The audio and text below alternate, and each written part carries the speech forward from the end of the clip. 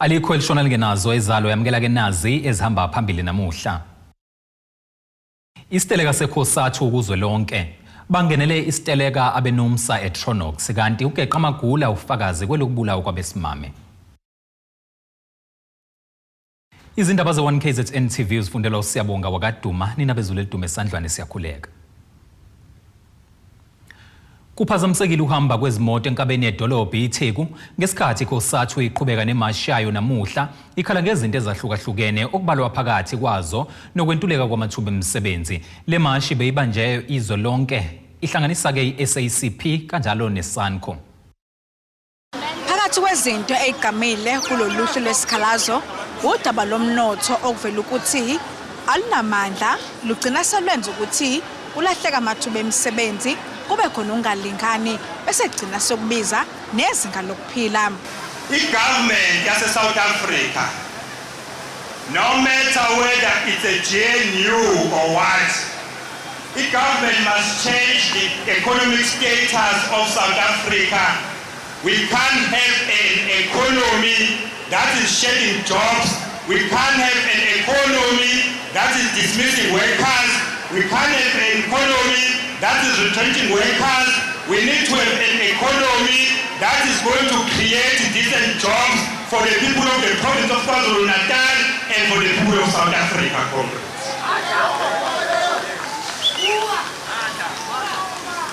Over 3 decades, we have an economy which maintains a status quo. Those who are rich, they remain rich, and those who are poor, they remain poor, and you are saying that must change. Ezinye zezinto ezivelile ezokuthi enkampanini ezinye ukhona abasebenzi abadilizwayo ngaphandle kwezathu eziphathekayo. Lo mfelandawonye ithi bonke abasebenzi abadiliziwe enkampanini badinga ukuba babuyiselwe.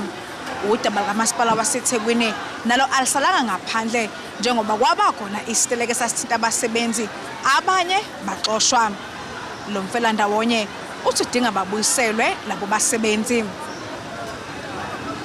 Lo mfelandawonye uphinde wakhala ngokubambezelayo kwamacala abasebenzi kaCCMA abathi badinga ukuthi okhomisha abasebenza khona kaCCMA baphumele obala uma kukhona izinkampani abasebenzisana nazo ngoba lokho bakuthatha njengokucindezeleka kwamalungelo abasebenzi. Comrade, isikhathi esithathwayo ukulalelwa ama-cases abasebenzi eCCMA, we are not happy as COSATU, and we are saying this is because of the austerity measures. We are saying to CCMA, justice denied is justice delayed for our poor and vulnerable workers, comrades. Phakathi kwezinhlaka bekade ezomukela loluhlu bekuyikhulu kamasipala iTheku uhulumeni wesifundazwe KwaZulu-Natal obukade uhanjelwe yiloyo ungqongqoshe womnyango wezokubusa ngokubambisana nezindaba zomdabu umfundisi uThulasizwe Buthelezi kanjalo noBlake Nzimande osekowaba ngunobhala jikelele weSACP. Comrades, accept the memorandum. Sizoyithatha siyise endaweni ezifanele. Mina ngizoyithatha nje lwesingathi namhlanje umsombuluko ukuthi lingashoni usuku lwakusasa ngingayisanga kupresident. Bude bokhosibisi wezindaba ze1KZN TV uChannel 261 ngiseThekwini. Abasebenzi abangaphansi kwenyunyana iNational Union of Metal Workers benkampani ekhiqiza insimbi uTronox empangeni enyakatho nesifundazwe eKwaZulu-Natal babeke phansi amathuluzi bangena emgaqweni ngenhloso yokuzwakalisa ukungenami kwabo kumqashi ngokuholela abasebenzi abenza umsebenzi owodwa amahola angalingani. Lo mbhikisho wabasebenzi balenkampani abangaphansi kwenyunyana iNUM ubuyingxenye yombhikisho wekhosathu obukhona ezweni lonke namuhla. Labasebenzi bakhala ngishaya indiva izikhalazo zabo ilenkampani isikhathi eside bakhala phakathi kokunye ukuthi ikokhela imiholo engafana abasebenzi abenza imisebenzi efanayo. Kade sisengqobenza amaholo eminyakeni emibili edlule sasunodaba esasilifakile lokuthi amaholo abasebenzi abafani ikakhulukazi abasebenzi abenza imisebenzi efanayo. lokho esingakubiza ngokuthi ama-salary differentials.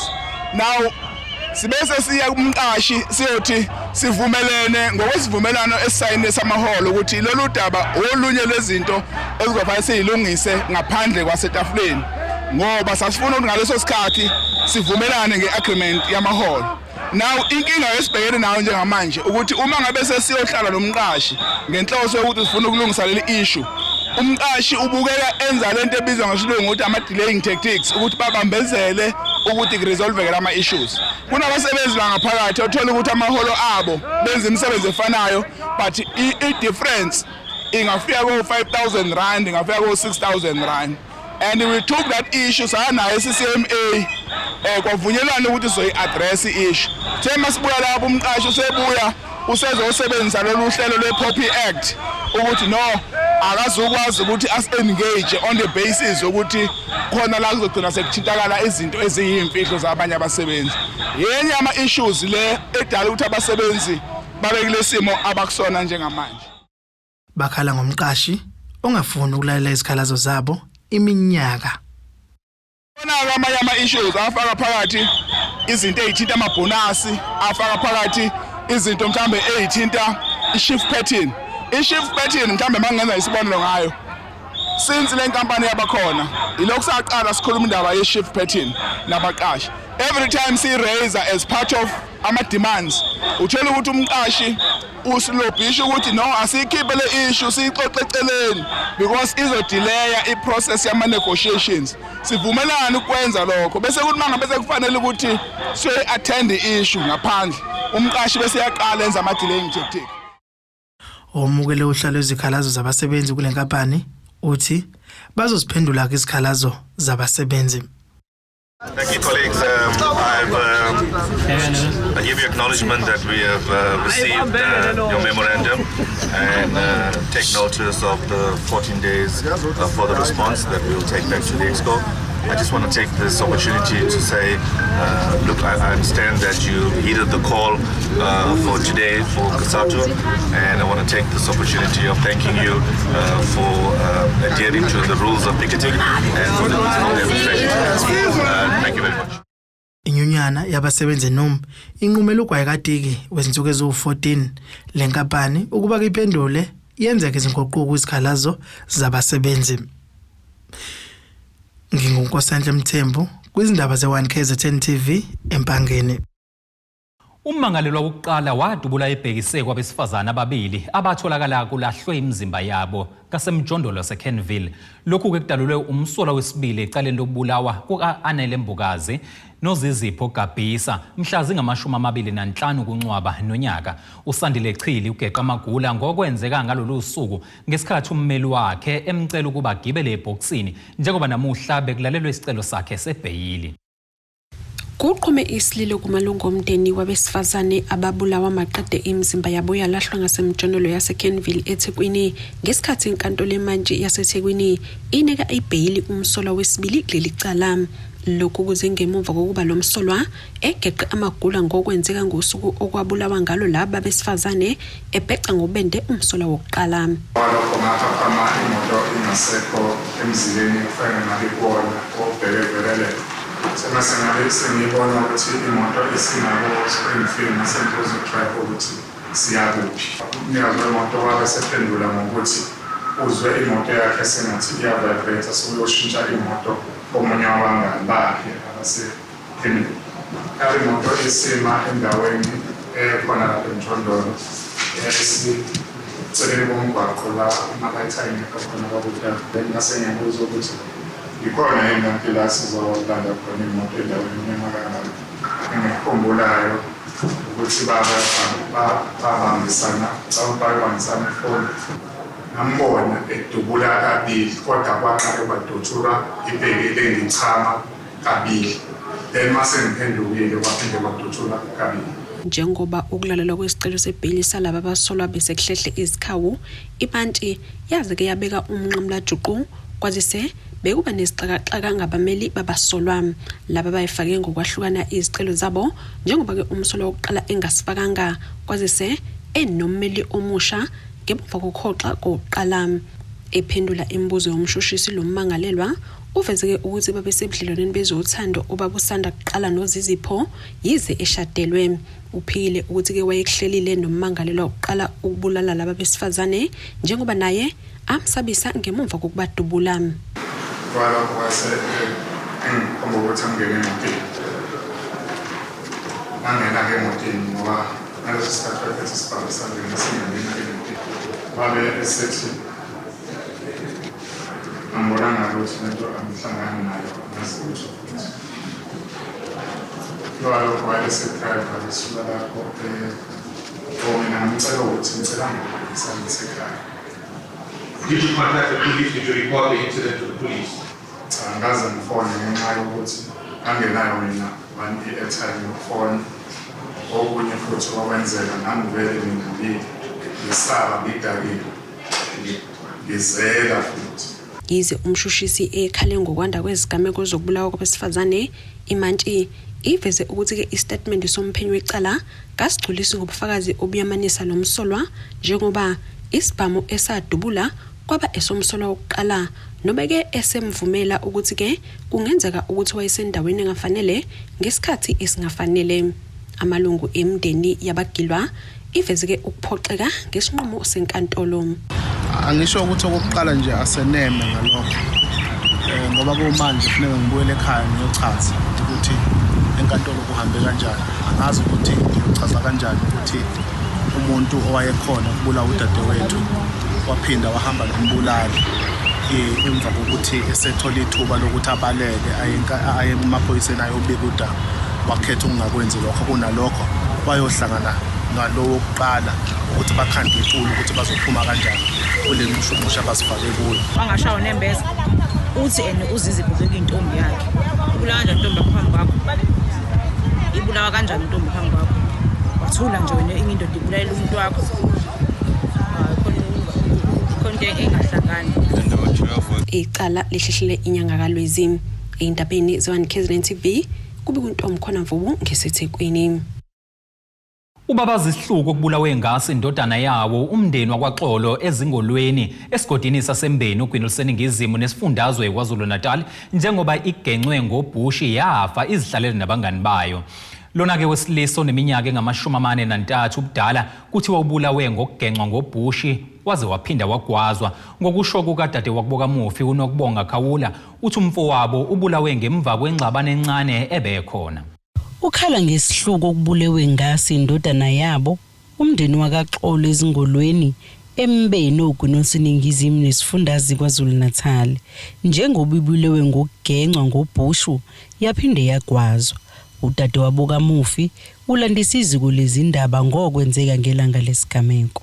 Uzamile ukubaleka la uqale khona ingozi ngoba kwakuyena namantombazana awu2 mesizwa kuthiwa welele esathi uyalala wangena lo wamshanga impama zikaBush ukuthanini akaqala avuke thomonye emephama isikhanda ukuthi ufuna ukubona ukuthi kwenzakalani abesami kugenca ke wazama ukulwa naye ukuthi aphumele eminyango ahluleke ubhuti ngoba nje ayiwemlimazile ngempela futhi wazomqedezela amakhelwane ke mesizwa ngezingane ezazizincane nje icathi u8 ukuthi la ku-age 10 mingaphazama ezokuzona ezazibona kahle ukuthi kwenzakalani ezithi wesexolisa kodwa wamgenca ke noma sekuxoliswa kuba khona into amgwaza ngazo ukuthi nje athuleke emva lokho abese wathatha uBush wakhotha igazi lakhe. Uthi umfowabo ubulewe ngoba ekhuza umsolo.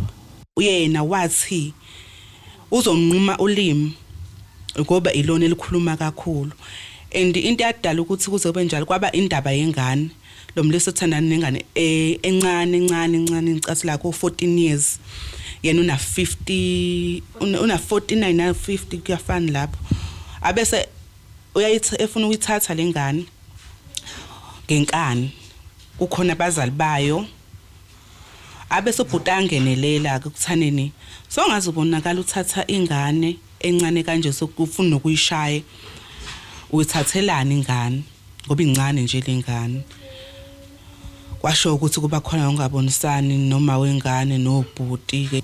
Umama kamufi uthi umsolwa waqale wamshaya umufi ngaphambi kokuba mbulale. Udaba lwabikwe emaphoyiseni asezingolweni kodwa angenza lutho.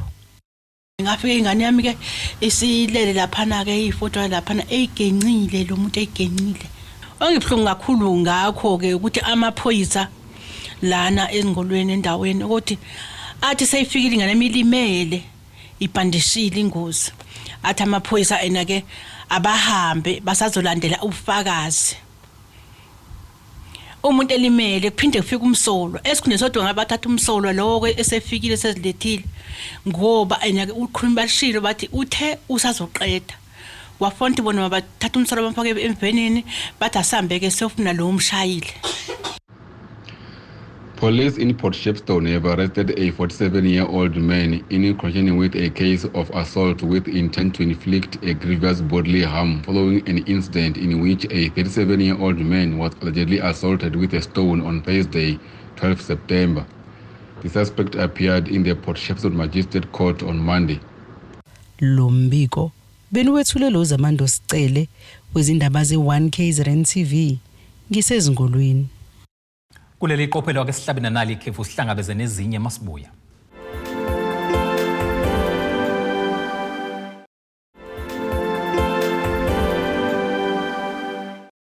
Asikubingelele siphinde sikwamukele ukuthi usanda kubukela izindaba zethu nazi ihloko esifolo sangazo namhlanje. Isiteleka sekhosathu ukuzwe lonke bangenele isiteleka abenomsa eTronox kanti ugeqa amagula ufakazi kwelokubulawa kwabesimame. Uhlalo wekomiti lezempilo eshamthetho saKwaZulu Natal uImran Kika uthi bakhathazekile ngokwentuleka kwemithi elapha abashawe inyoka. uKika uthi bakhathazekile ngalokhu kwazise lesifundazwe sinezinyoka eziyingozi ezifana nezimamba nezimfezi ezingaba nobungozi kubantu nasezilwaneni. Usihlalo wekomiti lezempilo eshamthetho kaZulu Natal nophinda beyilunga leDemocratic Alliance uImran Kika uthi bakhathazekile ngokushoda kwemithi elapha ubuthi bezinyoka kulesifundazwe. uKika uthi bakhathazekile ngokushoda nje kwalemithi kwazise nesifundazwe sinezinyoka eziyingozi ezifana nezimamba, izimfezi kanye nezinye lezingaba nomngozi obukhulu kubantu. Kanti lokhu kushoda kwalemithi kuphinde kube yingozi kakhulukazi nasezilwaneni ezifana nezinja namakati eziyazihlaselwe izinyoka. Concerned regarding the shortage of antivenom, particularly about its production in South Africa, and particularly affecting KwaZulu-Natal. The reason for this is that we are fast approaching the rainy and wet season and our summers when snakes will exit hibernation, and we will find an increased number of snake bite victims in our province. Although this is not a common occurrence in our casualties, the reality is that we do see snake bites. And the snake bite venoms that are imported from outside because production has been halted to some extent in South Africa, meaning the patients won't get adequate or enough treatment on time.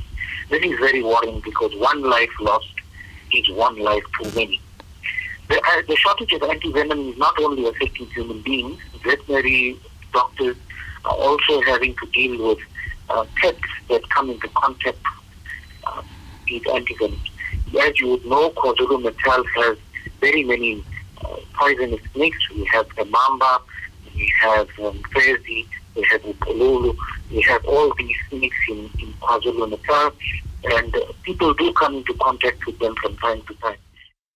uKika uthi lolu daba usedlulisele nakusihlalo wekomiti lezempilo eParliament likazwelonke uDokotela uSibongiseni Dlomo, kanti uthi bathemba nokuthi ungqongqoshe walomnyango esifundazweni uNomagugu Simelane uzolisukumela ngokusheshsha lolu daba. I've written to the Honorable Sibongiseni Dlomo, who is the national spokesperson, because the production of antivenom has everything to do with production by the National Health and Laboratory Service. And I'm hoping that you will look into it.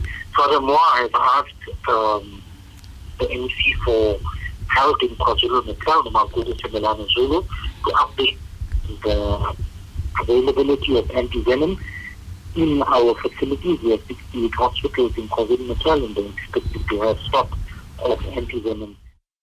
Njengoba sekuyihlobo, izinyoka yilapho izayibonakala khona nesingaba nomngozi obukhulu emphakathini kubantu kanjalo nasezilwaneni. Ezindabeni ze1 KZN TV kubikuThabani Maphumulo eRichards Bay. Ungqongqoshe wezokuthutha esifundazweni KwaZulu-Natal uSiboniso Duma uthi amaphoyisa omgwaqo azobe engagayelwe mphako ngamaholide kaKhisimusi noNcibijane njengoba bezonkanisa yonke imigwaqo beqinisekisa ezokuphepha. uDuma usho lokhu ngesikhathi kwethulwa ngokusemthethweni inyanga yezokuthutha eOribi Toll Plaza ePortshepstone ogwini lwaseningizimu nesifundazwe. Ungqongqoshe wezokuthutha esifundazweni KwaZulu-Natal uthi amaphoyisa omgwaqo akagayelwe imphako kulamaholide. Uthi seziqalile izivimba mgaqo ezodlala indima uqinisekisa ezokuphepha emgaqweni nokuthi abashayeli bayayithobela yini imithetho yomgaqo. Ukusho lokhu ngesikhathi kubanjwe izivimba mgaqo eOribi Toll Plaza ePortshepstone. Sivimba mgaqo zethu sisuke sifuna ukubheka ukuthi abekho abantu abahamba emgaqweni ngokungemthetho, abekho abantu abaphethe ikhali, abekho abantu abangakho registered ukuba babe seSouth Africa, nokuthi imoto nje zifane zifriwe kahle, sibaqoqezela abantu ukuthi irresponsibility yokuba semgaqweni yawo wonke umuntu. Njengoba silontsha iTransport Mada KwaZulu-Natal sifuna bazi ukuthi KwaZulu-Natal izero tolerance alufakwa libuya nesiphula umthetho, kodwa siyafisa ukuthi abantu bazi ukuthi osemgaqweni akadrive imoto yakhe kuphela, udrive imoto yamakhelwane ngaka left right nangaphambili nangemuva ukuze sonke sikwazi ukuphepha. Oyisikhulu esiphezulu kumaphoyisa omgaqo esifundazweni uba lezi zinto abazibhekayo uma bemisa umshayeli. Iqale ngo7 kuze kube manje imoto abayimisile there are 540 emisiwe zicheckwe. Kuneyimoto amatekisi asuspendiwe awu2 bese kuba nabantu abawu4 asebeboshiwe abangama bekuthiwa illegal immigrants, abantu abakulelizwe abangenayo imvume zokuba lelizwe baboshiwe labo bantu labo. So basically this is where ukhona umuntu otholakele oyedwa otholakale ukuthi udriver uphuzile lo use arrestiwe already. Into abayibhekayo kunemoto esinayo lapha eceleni ebesibiza ukuthi ngegama lesizulu isangoma. Yeah, kodwa ikuthiwa ngesilungu i-number plate recognition vehicle. Ekwenzayo uthi uma uza uma ufika kwi-range ethile usondele kuyona ikwazi ukupick up your number plate bese isho ukuthi uma unamacala athini. Uma kunento esoleka izoyiveza futhi. Mase beyiveza sebeyimisa le moto bafuna ukuconfirm lokho kusho le moto. Umnyango uphinde wabamba inkonzo ukukhulekela ukuncipha kwezingozi zomgaqo. Ilunga lomphakathi linxusa abashayeli bangaphuzi bese bengena emgaqweni njengoba naye wahanjelwa isihlobo. Umfowethu wadlula engozini yemoto. Lokho kwangiphatha kabi kakhulu ngoba emgwaqweni oyehamba kuona yena waye right kepha lo owayeshayela wayephuzile. Lenkonzo yanamhlanje kulomkhuleko namhlanje enhlizweni yami ngiyafisa ukuthi njengoba kuzoba khona izinsuku ezinkulu ezizayo izingozi zinciphe, abantu behlise izinga latshwala liphezulu kakhulu, abantu bayaphuza babe sebengena ezimotweni zabo bayiqhube baye emakhaya abakwazi kodwa ukufikelela khona ngoba emgwaqweni kutholakala izingozi. Thina esihamba ngezinyawo bayasishayisa ngoba yini basuke bephuzile. Siyacela ukuthi behlise izinga latshwala. Lezi vimba mgaqo kulindeleke zibonakale zonke izifunda. Lo mbiko benuwethulelo Zamando Sicele wezindaba ze1 KZN TV ngiseside. Zithotshwe izinhliziyo izintombi zaseMbumbulu ezingakwazanga kuba yingxenye yomkhosi omhlanga walonyaka ngesikhathi indlunkulu yesizwe sakwaMakhanya isingethe umcimbi okubakhuthaza beqhubeke nokuzigcina. uNdlunkulu uMandlovu ukhuze abesifazana abangasewona amatshitshi abazibandakanya nomkhosi omhlanga. Ikhwelo lokuba kusungulwe inkundla yamatshitshi noma abesifazane asebaqhuzuka endleleni ukubakhuthaza ukuba ke bavuke basithuntuthe. Shop nonomehlo mhlambe ikakhulu nje sike sanawo nomasipala waseThekwini lapho sihlala khona nonomehlo sihlale namakhosikazi amakhosi ondlunkulu bamakhosi ukuthi lokho esikuzwayo ekuyimimoya ekhulumekayo esingazi noma kuyiqiniso noma kulona iqiniso kodwa ke sisho sigcizelela ukuthi uma kwenzeka kuronke nokuthi ke umuntu owenza into enjengaleyo zivunule zaphelela izintombi into zaseMbumbulu ngaphansi kwenkosi yesizwe sakwaMakhanya ngesikhathi indlunkulu yakhona isingethe umcimbi wokubathoba amanxiba kwazise iningi labo alikwazanga ukuya emkhosini womhlanga ngenxa yokushoda kwezokuthutha. Ogqugquzela izingane usifundisa ukuyiphatha nokuthi phela ungagcini ngokuthi mangabe uyintombi ke esugcina ngokuthi fanele ngibe intombi kuphela, fanele kube nezinye idifiketi onazo, ungagcini nangesokuthi uyintombi kuphela. Uqhubeke nje njalo ufunde bese futhi esizokwenza namhlanje kulezi zisukela eminyakeni om21 kuya phezulu sizoyinika idifiketi ukuyibonga ngokuyiphatha kwazo. Omunye womama abahlala ezintombi endaweni uphawuleke ngokudicileleka phansi kwegama labo ngenxa yabangahambisi kahle. Umphakathi uyaba nalolu sositha sokuthi usithuke uthi siyagwazelwa usho zonke inhlamba nazo izintombi futhi uthola ukuthi ezinye zazo ziyaphuma esandleni ngenxa yokuthi khona izintombi sayivele ivunule ngemvunulo yezintombi kodwa zingahlolwa bese ke abantu mase bebuka bathi kuyafana kanti akufani. Ingakho ke siqhakambisa ukuthi ingakho namhlanje sithe izintombi azilale kaNdlunkulu ekseni zayogeza emfuleni zabuya kogeza zahlolwa. Intombi bingahlolwa ogogo wayo swaphile amdadana izohlolwa womunye ugogo ngoba besifuna ukuqeda lolo gama. Izintombi zibeke kanje ngalomcimbi. Ngithi aqhubeke nangonyaka ozana ngeminye iminyaka aqhubeke kube kanjalo ngoba bayaqhuquzeleka. Ngingasho ngithi mhlambe le nto izokhulisa izingane ngeke iphuke. Yebo kwaba u10 aba2 lo mcimbi bazozuza. Izindabeni ze1 KZN TV kube uNtomkhona Mvubu eThekwini. Ake siphinde sihlabena nali ikhefu sihlangabeze futhi nengosi yezomnotho kanjalo nezemidlalo masibuya.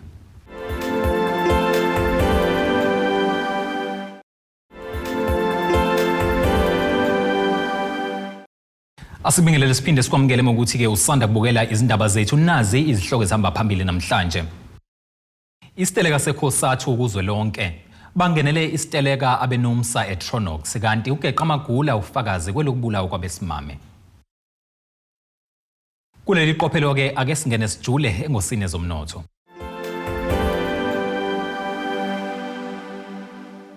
Irandi lakuleli li-17.43 maliqhathaniswa nedola laseMelika libe u-19.11 maliqhathaniswa ne-euro lase-Europe liphinde libe u-22.85 maliqhathaniswa nopondo waseBrithani. Igolide ke lona lingu-$2,643 97 cents i-ounce kuthi uwelo ongahluziwe ube u-$78.05 umphongolo. Nasi isimo sezulu ongasilindela.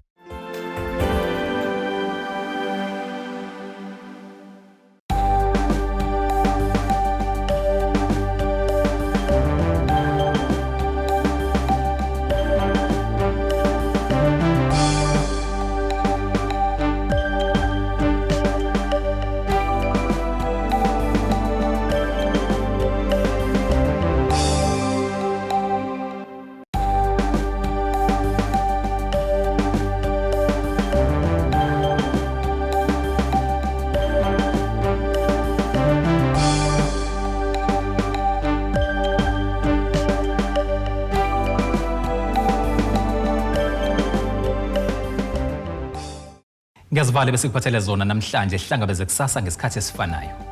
Abethuli bethu bezindaba baxhaswe iThuli's Bayview Bridal. Ungabashayela kulezi zinombolo ezivelile.